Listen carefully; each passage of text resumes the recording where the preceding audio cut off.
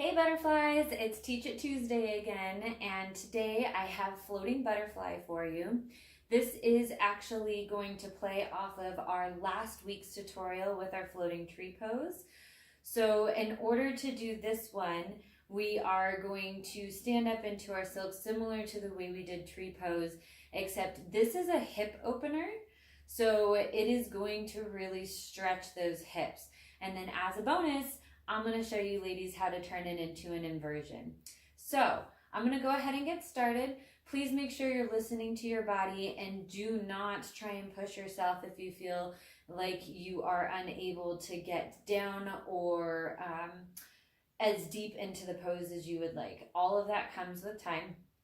And as far as the inversion, if you have motion sickness or anything like that, I highly recommend taking it slow and easy. Motion sickness does not mean that you cannot participate in aerial yoga or fitness or dance or anything like that.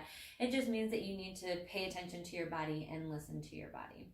So I'm going to go ahead and get started by standing directly behind my silk.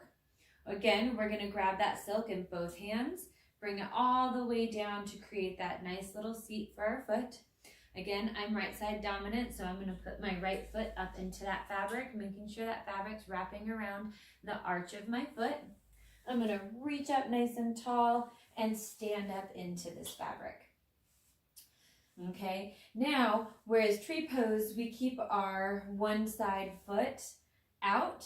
This time, I want you to bring it into the center, and you're going to bring your feet into a prayer pose. So the soles of your feet are going to be touching, okay? Your knees should be behind your silk, and you're going to slowly come down into a butterfly squat, bringing your left arm through and then your right arm through, so both shoulders are in front of the silk. The silk goes behind your shoulders and in front of your legs, fully locking you in to this pose. This is a really good hip opening pose, so if you have tight hips, if you have issues with your hips, this is a really good one for you if you can get into it. Even if you're sitting like this, wherever you're at is fine. Just listen to your body, okay? So now we have both shoulders in front, our feet locked in nice and tight. We're going to bring our hands to heart center as we gently breathe. Enjoying the gentle sway of our floating butterfly pose.